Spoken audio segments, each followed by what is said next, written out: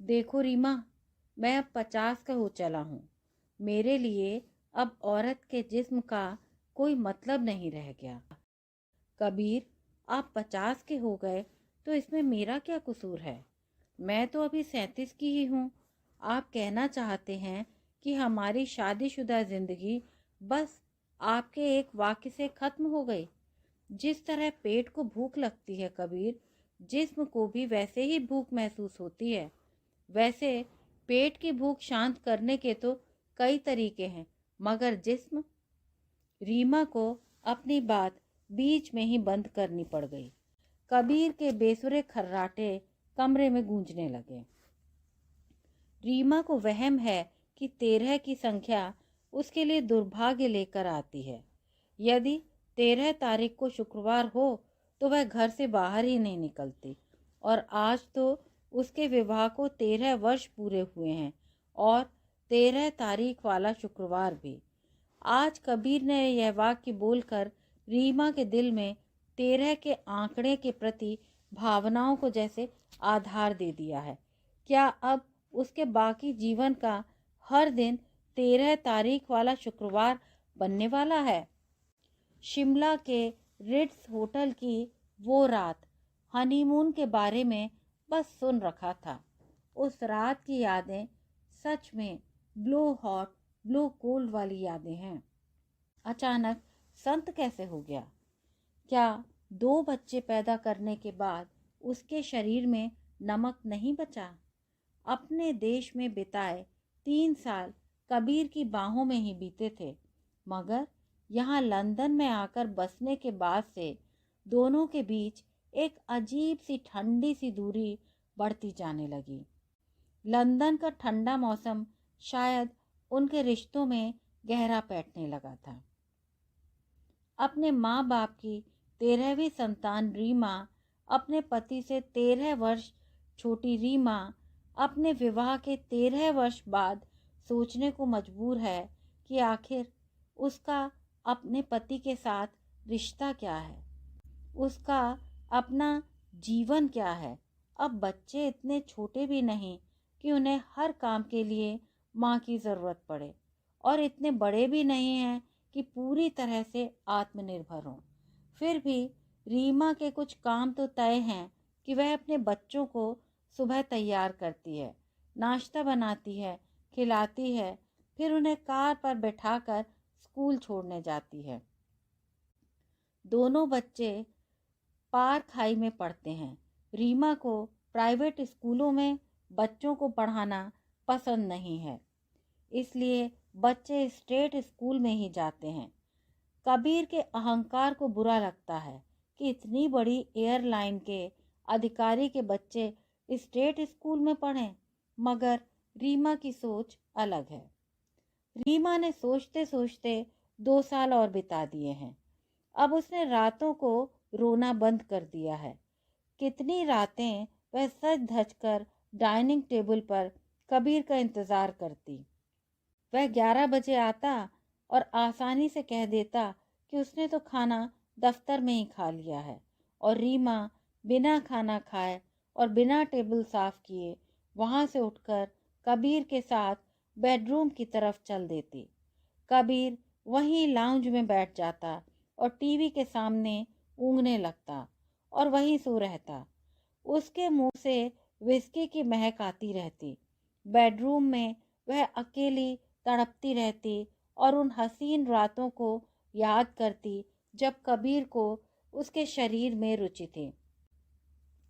आप आज रात फिर बेडरूम में नहीं आए? दफ्तर के कामों में इतना थक जाता हूँ कि बस यहीं टीवी के सामने ही नींद आ जाती है। कबीर, मेरा भी तो जी चाहता है कि कभी आप मुझसे भी प्यार की 2 बातें करें। भला मेरा क्या कसूर है कि मैं अकेली बिस्तर पर करवटें बदलती रहूं? भाई देखो रीमा, अब मैंने तुम्हारे आराम के लिए सब इंतज़ाम कर दिए हैं। घर में तमाम सहूलियतें मौजूद हैं, और तुम्हें क्या चाहिए? हाँ, रीमा को और कुछ चाहने का कहाँ हक है? शरीर की भूख की मांग भला औरत कैसे रख सकती है? अपने जीवन के ऐसे मोड़ पर खड़ी है रीमा जब शरीर और अधिक मांगता है, तभी उसे पता चलता है कि बस उसका साथी थक गया है। मगर यह सब हुआ कैसे? सच्ची बात है कि अचानक तो नहीं ही हुआ। लंदन आने के बाद आहिस्ता आहिस्ता ही आया है यह बदलाव। जब कबीर की पहली सेक्रेटरी एनेट आई थी तो कबीर ने घर देर से आना शुरू कर दिया था। एनेट स्कॉटलैंड से आई थी। उसकी भाषा कभी भी रीमा को समझ नहीं आती थी, मगर उसके शरीर की भाषा शायद कबीर को पूरी तरह समझ आ गई थी। कबीर जब घर आता तो चेहरा निचड़ा हुआ सा लगता, बस किसी तरह खाना खाता और सो जाता। रीमा को अच्छी तरह याद है कि जब उसका और कबीर का शारीरिक रिश्ता सक्रिय था तो मिलन के बाद वह कितनी गहरी नींद सोती थी। अब गहरी नींद कबीर सोता है और मिलन के लिए तड़पने का काम करती है रीमा। रीमा को महसूस होने लगा कि कबीर के कपड़ों से दूसरी औरत के शरीर की गंध आने लगी है। तन्हाई से तंग आकर रीमा एयरलाइन की एक मुलाजिम के घर चली गई थी। सीमा काउंटर पर यात्रियों को चेक इन करने की ड्यूटी करती थी। कबीर को बिल्कुल पसंद नहीं था कि उसकी पत्नी छोटे अधिकारियों के साथ कोई संबंध रखे, मगर अकेलापन रीमा को इस कदर परेशान कर रहा था कि उससे घर में बैठना मुश्किल हो रहा था। बच्चों को खाना खिलाया और सीमा को फ़ोन किया। सीमा अभी डिनर करने का सोच ही रही थी। आज उसका पति भी घर पर था। पति विमान परिचालक है। रीमा चली गई और कबीर उसी दिन कुछ जल्दी घर लौट आया। उसकी तबीयत कुछ खराब हो गई थी। हल्का हल्का बुखार महसूस हो रहा था। घर में रीमा को न पाकर उसकी जमींदाराना प्रकृति को बहुत तेज झटका लगा। परेशान घर में घूमता रहा, फिर घर को भीतर से अच्छी तरह बंद कर दिया ताकि रीमा बाहर से चाबी लगाकर खोल ना सके। टीवी के सामने बैठा और सो गया। रात जब रीमा वापस आई तो दरवाज़ा खुला ही नहीं, क्योंकि बच्चे ऊपर अपने बेडरूम में बेखबर सो रहे थे और कबीर को तो अपनी पत्नी को कुछ साबित करना था।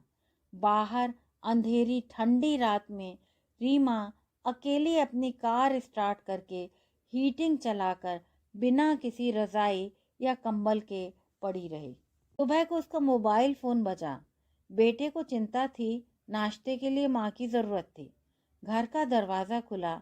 नज़रें नीचे किए रीमा भीतर दाखिल हुई। आ गई हीरोइन हमारे घर की। मैं पूछता हूँ कि मुझसे इजाज़त लिए बिना तुम्हारे कदम घर से बाहर निकले तो कैसे निकले? अब तुम्हारी इतनी मजाल हो गई है कि तुम मुझसे बिना पूछे बाहर घूमने लगी हो। तुम्हारी हिम्मत कैसे हुई? जी बस सीमा के घर तक गई थी। मैं घर में अकेले बैठे बैठे बोर हो जाती हूँ। मैं नहीं चाहता कि तुम छोटे लोगों के साथ मेल जोल रखो। आई बात समझ में? रीमा को समझ में आ गया था कि इस वक्त बात करके बात को बिगाड़ा ही जा सकता है। वह एकदम चुप्पी ओढ़े बच्चों का काम करने लगी। विवाहित जीवन की यादों में कुछ भी सकारात्मक क्यों याद नहीं आता? क्यों वह हमेशा किसी अंधेरी सुरंग के बीच जाकर कहीं खो जाती है? एक शाम अपने अकेलेपन को दूर करने के प्रयास की सारी सारी रात अकेले कार में बिताना भला किसे अच्छा लगता है? कबीर अपने आप को दिल्ली वाला कहता है, मगर व्यवहार तो वह किसी गांव के अनपढ़ जमींदार सा करता है। बेचारी रीमा अभी तक बरेली की मासूम मानसिकता से नहीं उबर पा रही। जब लंदन आई थी तो अंग्रेजी भी ठीक से नहीं बोल पाती थी रीमा। कबीर पहले आ गया था नौकरी शुरू करने। करीब 4 महीने बाद रीमा आ गई थी अपने पुत्र के साथ। अयान करीब साल भर का था। कबीर जैसे पगलाया पड़ा था रीमा के लिए। कबीर है बहुत बड़ा प्लानर। पूरी सूझबूझ से रीमा को शुक्रवार की फ्लाइट से लंदन बुलाया था। शुक्रवार और शनिवार की रातें आज भी रीमा के दिल को गुदगुदा जाती हैं। उसका सारा शरीर लव बाइट्स के नीले काले निशानों से भर गया था। बस उसके बाद जब कबीर सोमवार को काम पर गया तो आज तक वापस ही नहीं आया। उसका घिसटता हुआ शरीर घर सोने ज़रूर आता है, किंतु वह शरीर रीमा के पति का नहीं होता। वह कभी एनेट का प्रेमी हो जाता है तो कभी काली शर्ली का। लंदन आने के बाद कबीर ने 4 सेक्रेटरी बदली हैं। रीमा ने महसूस किया कि शायद उन सेक्रेटरियों की मुख्य काबिलियत उनके बड़े बड़े वक्ष ही थे। बड़े वक्ष कबीर की कमज़ोरी थे। विवाह के 4 दिन बाद ही जब कबीर रीमा के साथ उसके मायके होकर आया तो रास्ते में ही बेहयाई से कहा था, भाई तुम्हारे भाई के तो बहुत मज़े हैं। क्या मतलब? रीमा को कबीर की बात समझ नहीं आई थी। तुम्हारी भाभी के खजाने देखे कितने बड़े बड़े हैं। कबीर की आंखों की गंदगी उसके होठों की लार बनकर टपक रही थी। शर्म की मारी रीमा बस चुप्पी साध कर रह गई थी। रात को नाइटी पहनते समय उसने अपनी छातियों को देखा था। कोई छोटी तो नहीं थी उसकी छातियाँ। हाँ, भाभी का 5 साल का बेटा है। वो भरी पूरी औरत हैं। जाहिर है कि उनका बदन भी उतना ही गदराया हुआ था। भला कोई भी शरीफ आदमी अपने रिश्तेदारों के बारे में इतनी हल्की बात कर सकता है? और वो शर्ली, वो तो एक बार कबीर और परिवार को हीथ्रो हवाई अड्डे तक छोड़ने भी आई थी। बेशर्म किस तरह कबीर को कसकर गले मिली थी। रीमा को समझ ही नहीं आता था कि कबीर को क्या पसंद है। क्या वह गोरी अंग्रेज औरतों को पसंद करता है या फिर काली अफ्रीकनों को? मगर माइलैंड ली तो चीन से भी, ओह, यानी सभी तरह के स्वाद चख रहा है। इसीलिए तो सीमा के घर जाने पर इतना हंगामा खड़ा किया था और रात बाहर कार में बिताने को मजबूर कर दिया था, क्योंकि सीमा ने कबीर के संबंधों के बारे में खुलकर हिना से बात की थी। एक बार तो कबीर ने सीमा पर भी अपने पद का इस्तेमाल करने का प्रयास किया था, मगर सीमा ने किसी भी तरह अपना दामन बचा लिया था। फिर उसका पति भी एयरलाइन में परसर है। शायद इससे डर गया होगा कबीर की बदनामी होगी। एक बार फ़ोन पर किसी से बात करते हुए रीमा ने भी सुन लिया था। किसी महिला के वक्ष और नितंबों का जिक्र हो रहा था, मगर तब भी कबीर बात को टाल गया था। कबीर को हमेशा डर रहता है कि यदि रीमा एयरलाइन के कर्मचारियों से दोस्ती रखेगी तो उसकी अपनी पोल खुल जाने की पूरी संभावना है। एक बार तो रीमा बेहयाई पर उतर आई, कबीर चलिए ना बिस्तर पर, टीवी कल देख लीजिएगा। बेबस सा कबीर साथ हो लिया रीमा के। रीमा ने आज कबीर का पसंदीदा परफ्यूम पैलोमा पिकासो लगाया था। अपनी नाइटी को हल्का सा ऐसा ट्विस्ट कर दिया कि उसके वक्ष बस जैसे बाहर आने ही वाले थे, मगर कबीर जैसे मुर्दा जिस्म की तरह पड़ा रहा। उसमें कोई हरकत नहीं हुई। रीमा ने हिम्मत की और कबीर के नाइट सूट के पजामे में हाथ डाल दिया। काफ़ी देर तक मेहनत करती रही, मगर कबीर के खर्राटों ने रीमा को समझा दिया कि बात उसकी पहुंच से बाहर जा चुकी है। रीमा उठकर किचन में गई और वहां दराज से बड़ा सा चाकू निकाल लाई। पहले सोचा कि कबीर की हत्या कर दे। बिस्तर तक चलकर आई भी, मगर उस मांस के लिजलिजे लोथड़े को पड़ा देख उसे घिन आने लगी। ऐसी लाश को मारकर हासिल होगा उसे क्या? रीमा को समझ नहीं आता था कि कबीर बीबीसी या आईटीवी की खबरें क्यों नहीं देखता। फिर स्काई न्यूज़ है, सीएनएन है, इन चैनलों को क्यों नकार रखा है? भला देसी चैनलों से देश की खबर रख कर हासिल क्या होगा? जिस देश में रह रहे हैं उसके बारे में तो कुछ मालूम नहीं। लालू प्रसाद और मायावती के बारे में पढ़ सुनकर क्या हासिल होगा? उसके घर टीवी पर बस यही देसी न्यूज़ चैनल चलते या फिर हिंदी फिल्में या सीरियल। सीरियल की ही तो बात थी। रीमा ने एक बार सोचा था कि चलो रात को कबीर के साथ बैठकर वीडियो पर पाकिस्तानी ड्रामा धूप किनारे देखेगी। भारत में सभी लोग इस नाटक की बहुत तारीफ किया करते थे। उसने स्वयं भी एक आध एपिसोड देख रखा था। राहत काज़मी की एक्टिंग उसे बहुत पसंद आई थी। उसने अपनी पड़ोसन बुशरा से कहकर कराची से धूप किनारे के ओरिजिनल वीडियो कैसेट मंगवाए। कबीर को मनाया कि कम से कम एक शाम जल्दी घर आ जाए। शुक्रवार की शाम कबीर 8 बजे घर आ गया। रीमा ने जल्दी से डाइनिंग टेबल पर खाना लगाया। उसने आज खाने में मटन चॉप्स, मशरूम मटर की सूखी सब्जी और मूंग साबुत की दाल बनाई। साथ में रायता, सलाद, पापड़ और अचार। खाना खाकर कबीर पहुंच गया टीवी के सामने। कबीर ने आज कपड़े भी नहीं बदले थे, सूट और जूते में ही बंधा हुआ था अब तक।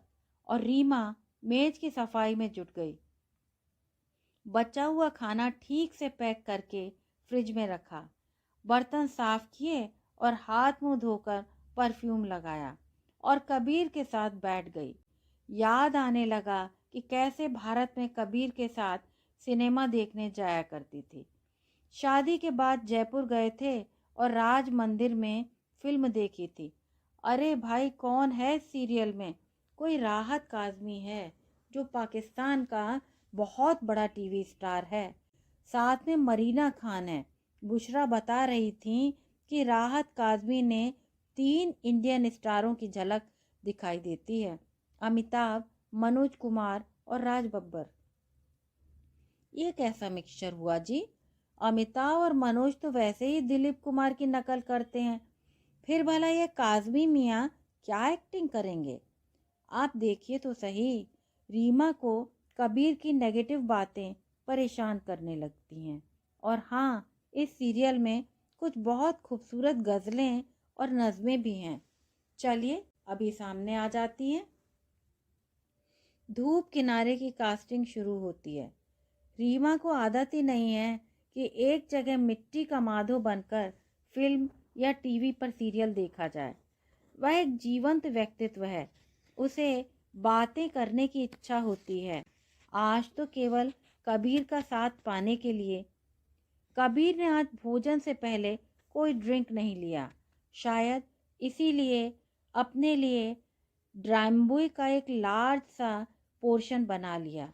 उसने रीमा को भी अपने लिए एक लिक्योर बनाने को कहा।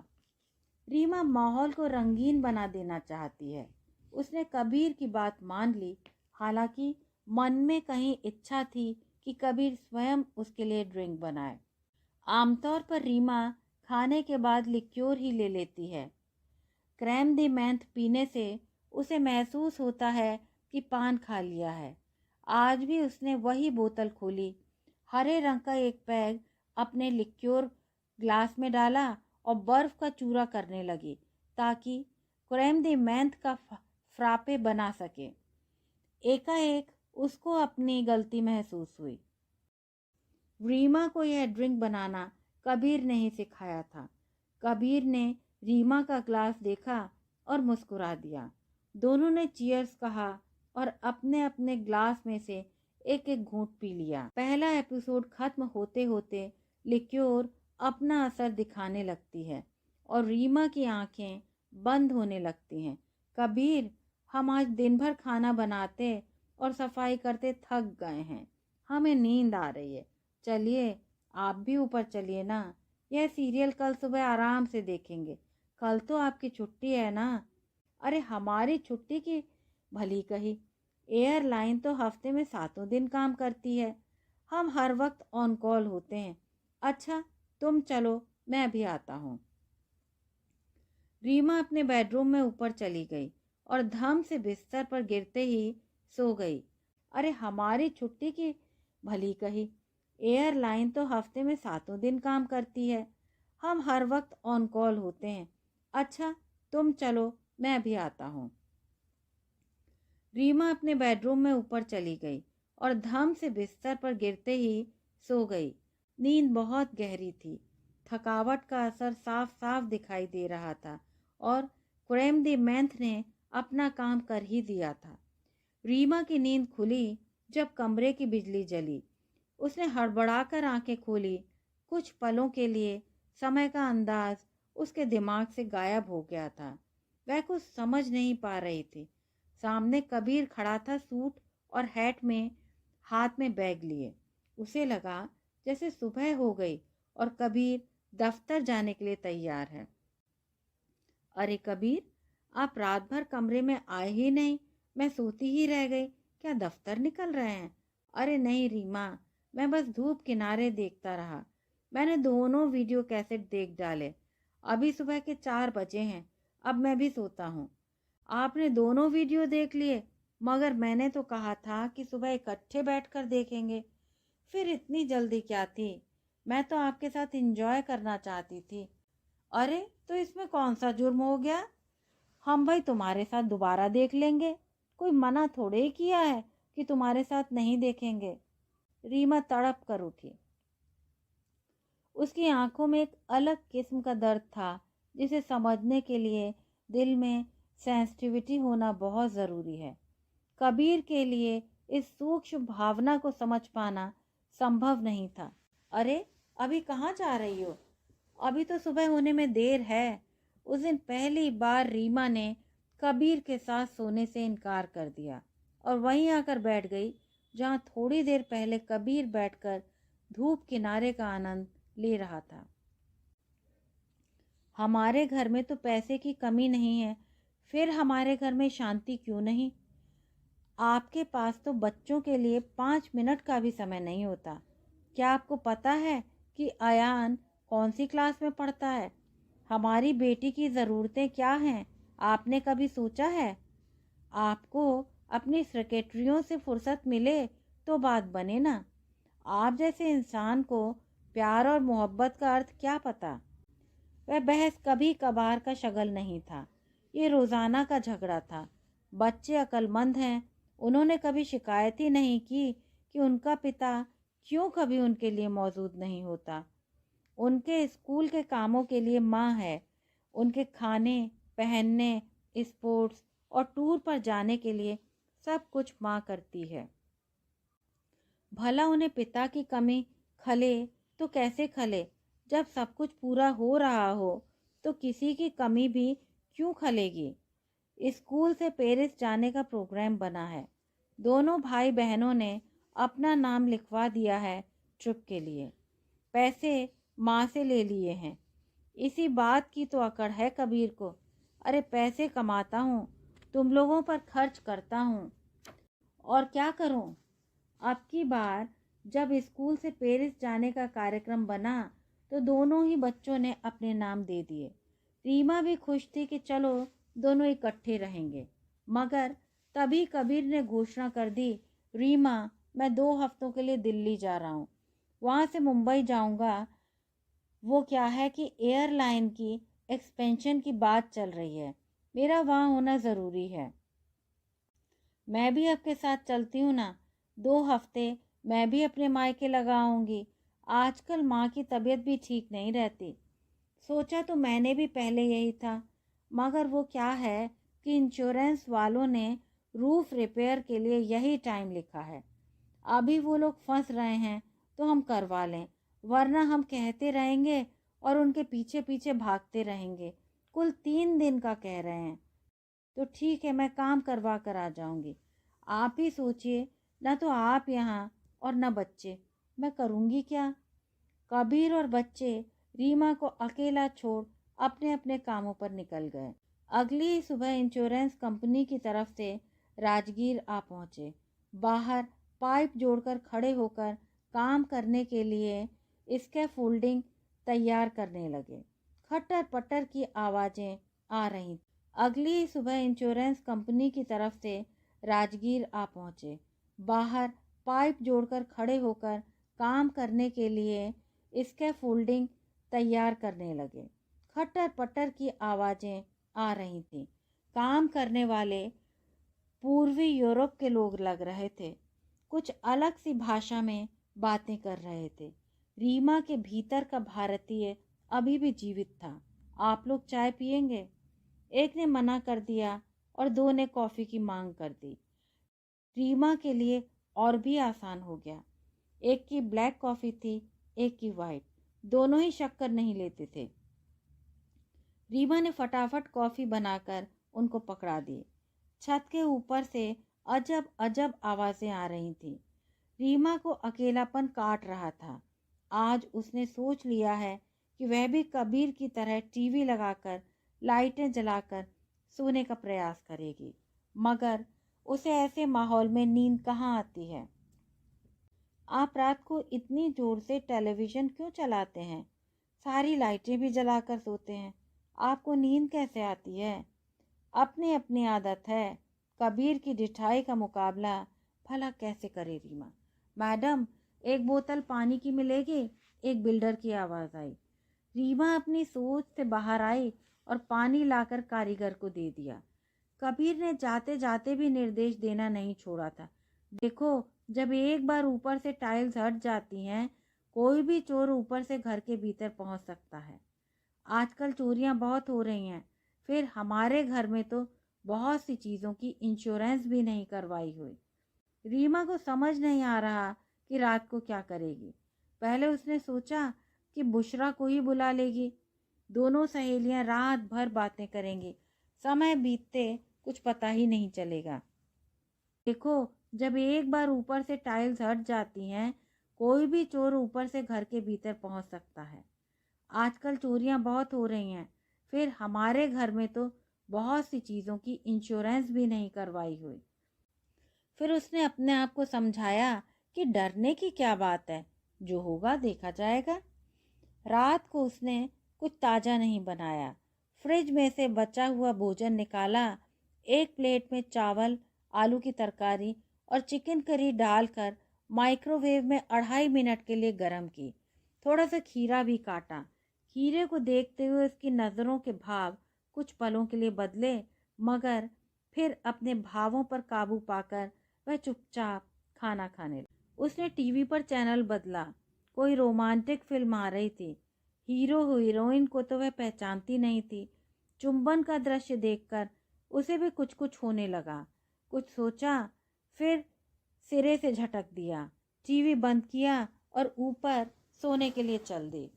बिस्तर पर लेटी और अपनी जिंदगी के बारे में सोचने लगी। उसे अपनी जिंदगी की सभी खट्टी मीठी यादें उसके साथ छेड़खानी करती महसूस हुई। बचपन, जवानी, विवाह और कबीर के साथ बिताई जिंदगी, सब उसे गुदगुदाते, तड़पाते, परेशान करते और उसे आंखें बंद कर लेने को विवश करते। क्या हर आदमी 50 की उम्र तक पहुंचते पहुंचते चुक जाता है? क्या हर औरत उसकी उम्र में आकर अधिक सेक्स करने चाहने लगती है? उसके साथ की औरतें तो अपनी सेक्स लाइफ के किस्से चटखारे ले लेकर सुनाती हैं। वह बेचारी हर बार दिल महसूस कर रह जाती है। अचानक रीमा की नींद टूटी। नीचे कई बर्तन गिरने की आवाज़ हुई। पति की बात याद आई। घर का खास ख्याल रखना होगा।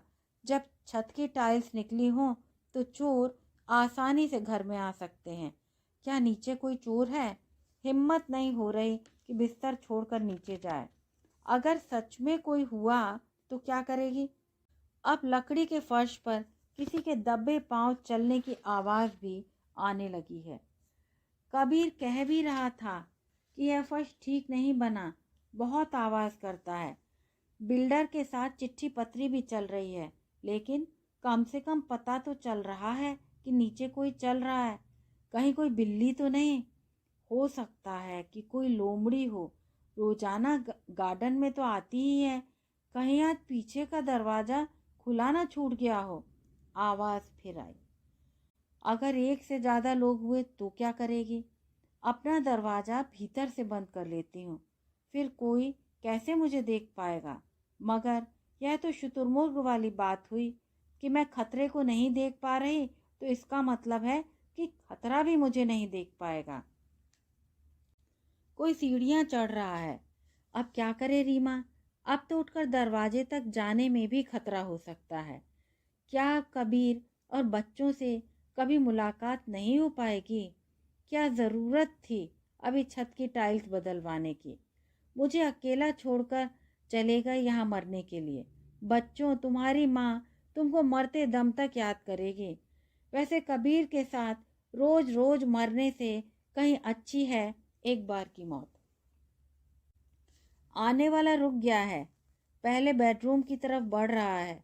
शुक्र है कि बिटिया वहाँ नहीं है, वरना न जाने उसके साथ क्या सुलूक करता। कितनी निडरता से चला जा रहा है उसके कमरे की तरफ। क्या मेरे कमरे की तरफ भी आएगा? मुंह से आवाज नहीं निकल पा रही। क्या बिल्कुल बेआवाज मौत लिखी है मेरी किस्मत में? अब कमरे में से कुछ ढूंढने की आवाजें आने लगी हैं। बेचारी बिट्टो के कमरे में उसे क्या मिलेगा? उसके पास तो सोने के गहने भी नहीं हैं। मगर वह कुछ सोचकर थोड़े ही उस कमरे में गया है, अभी थोड़ी देर में यहाँ भी आता ही होगा। क्या हर्ज है, एक बार अपने कमरे का दरवाज़ा अंदर से बंद ही कर लूं, उसको पता भी नहीं चलेगा। और जब कमरा अंदर से बंद पाएगा तो शायद बाकी घर से माल लेकर मेरी जान बख्श दे। मेरे कमरे में तो ब्रीफ केस भर गहने तो पड़े ही हैं और कुछ हीरे भी हैं। अभी पिछले साल इटली से कुछ कोरल के सेट भी बनवाए थे। कहीं मेरी इज्जत सिहर गई। वह हिम्मत की और कमरे के दरवाजे तक पहुंच गई। हाथ बढ़ाया और दरवाजे का हैंडल पकड़ने का प्रयास किया। हाथ में एक इंसानी हाथ आ गया। मुंह से चीख निकली। दूसरे हाथ ने मुंह दबा दिया। पल भर में वह चोर की गिरफ्त में थी। चोर ने अपने जमैका वाले लहजे में कहा, आवाज नहीं, अगर आवाज निकाली जान से मार दूंगा। रीमा के तो होश उड़ गए। आवाज हलक से बाहर नहीं निकल पा रही थी।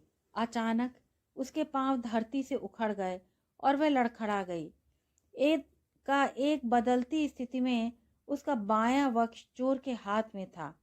चोर ने आव देखा न ताब रीमा की आवाज रोकने के लिए अपने ओठों से उसके होठों को भींच दिया। रीमा इस नई स्थिति के लिए बिल्कुल तैयार नहीं थी। वह जितना उस चोर की गिरफ्त से बाहर निकलने की कोशिश कर रही थी, उसके वक्ष और होठों पर दबाव उतना ही सख्त होता जा रहा था। उसे लगा कि उसका दम घुट जाएगा। अब तक शायद चोर स्थिति को समझ चुका था। वह इस इरादे से कतई नहीं आया था। वह सीधी सादी चोरी करने के लिए आया था, मगर कुदरत ने उसके भाग्य में कुछ और ही धर दिया था। उसने आहिस्ता से रीमा को बिस्तर पर लेटा दिया। डरी हुई रीमा अधिक प्रतिरोध भी नहीं कर पा रही थी। चोर ने एक बार उसके होठों को कुछ पलों के लिए छोड़ा। रीमा ने किसी तरह एक लंबी सांस ली और अपने आप को व्यवस्थित करने का प्रयास किया। मगर अब तक चोर को रीमा के बदन की खुशबू का एहसास हो चुका था। उसने आहिस्ता से रीमा के सिरे को पकड़ा और ऊपर उठाया। उसके ओठों को चूसने लगा। उसका एक हाथ रीमा के बदन पर रेंग रहा था। डरी हुई रीमा के बदन में भी कसाव महसूस होने लगा था। रीमा की सांसें जोर जोर से चलने लगीं। उसके कान गर्म हो चले थे। अचानक चोर को रीमा की तरफ से भी दबाव महसूस हुआ। चोर के बदन को महसूस करने का प्रयास कर रही थी।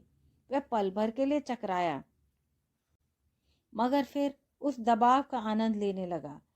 अब आहिस्ता आहिस्ता उसका हाथ से उसे बाथरूम का दरवाजा दिखाया। चोर साफ होकर हाथ मुंह धोकर तौलिए से पोंछकर बाथरूम से बाहर निकला। उसने चोरी का सामान वहीं छोड़ दिया और घर के मुख्य द्वार की तरफ बढ़ने लगा। रीमा ने कुछ पलों के लिए चोर की पीठ को देखा, फिर सोचा और कहा, सुनो, कल रात फिर आना। यदि आपको यह कहानी अच्छी लगी हो तो कृपया चैनल को लाइक, शेयर और सब्सक्राइब अवश्य करें। धन्यवाद।